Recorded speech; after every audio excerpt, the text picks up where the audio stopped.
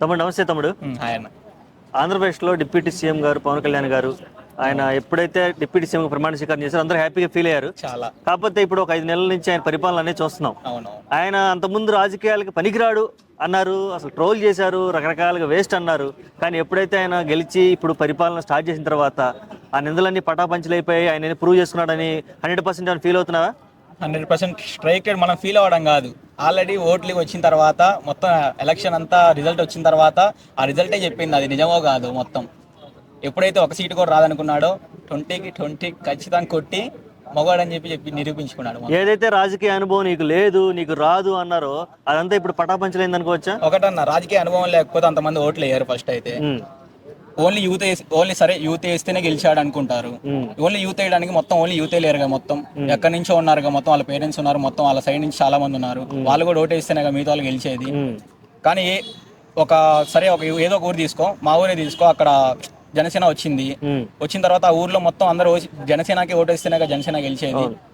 సరే కొంతమంది వేసి కొంతమంది అయిపోయినా కూడా అటు ఇటు చీలిపోయి జగన్ ఫ్యాన్స్ ఉంటారు ఇటువైపు మొత్తం ఉన్నా కూడా టోటల్గా అయితే ఓటు అందరూ వేస్తేనే గెలిచేది. సో అందరూ వేసారు కాబట్టి ఖచ్చితంగా గెలిచాడు. ఓకే, ఈ మధ్య మీడియాలో కూడా మనం చూస్తున్నాం ఆయన దూకుడుగా ప్రవర్తిస్తున్నారు, దూసుకెళ్తున్నారు, సీజ్ ద షిప్ అంటూ కూడా వైరల్ అయిపోయారు. అంతేకాదు చాలా ప్రణాళికలతో ముందుకెళ్తున్నారు. ఇవన్నీ చూస్తుంటే నీకు ఎలా అనిపిస్తుంది యాజ్ ఏ ఫ్యాన్ గా? కానీ మగవాడితనం అది. ఓకే, ఒక నిజంగా ట్రూ లీడర్ అనేది మనం మూవీస్ లో చూస్తాం. ఇప్పుడు మహర్షి ఉంది, మహర్షిలో ఇలా మహేష్ బాబు ఉండి సేమ్ ఎట్లయితే చేస్తాడో సేమ్ అలాంటి రియాలిటీలో ఖచ్చితంగా పవన్ కళ్యాణ్ ఖచ్చితంగా చేశాడని చెప్పి ఇకపై చేస్తాడని చెప్పి కూడా ఖచ్చితంగా నమ్ముతున్నాం. ఓకే, ఇలాంటి ఎప్పుడైతే స్టార్ట్ చేశాడో అప్పుడే ఆయనకి థ్రెడ్ కాల్స్ కూడా రావడం స్టార్ట్ అయిపోయింది. ఎవరో అనామకులు అంటే ఇది అనామకులని లైట్ తీసుకోవడానికి లేదు కూడా. దీనిపైన అభిప్రాయం అసలు బొంగు కూడా వీకలేరన్న, అస్సలకి ఏం చేయలేరు. అంటే నిప్పుతో తలగొక్కున్నట్టేనంటవా? చిన్నది ఏమైనా అలాంటిది ఏమన్నా జరిగినా కూడా, బయట వచ్చినప్పుడైనా కూడా అలాంటిది ఏమైనా జరిగినా కూడా ఏపీ మొత్తం తగలబెట్టి తింటారు మొత్తం. ఓకే, ఖచ్చితంగా తగలబెడతారు మొత్తం ఏపీ అంతా. ఫ్యాన్స్ తో మాత్రం, పవన్ కళ్యాణ్ ఫ్యాన్స్ తో మాత్రం అస్సలు పెట్టుకోరు ఎవరు. ఓకే, ఇప్పుడు కేవలం ఆయన క్రేజ్ అంటే ఆల్ ఇండియా మొత్తం ఉంది. రాజకీయాల్లో కూడా నిన్నగాక మన మహారాష్ట్ర కూడా వెళ్ళి అక్కడ కూడా ప్రచారం చేసి అక్కడ కూడా ఆయన ప్రచారం చేసిన చోట గెలిచింది. అంటే ఆయన అంచెలంచెలుగా ఎదుగుదలను చూస్తుంటే కామన్ పీపుల్ ఏం తెలుసుకోవాలి ఆయన నుంచి అసలు?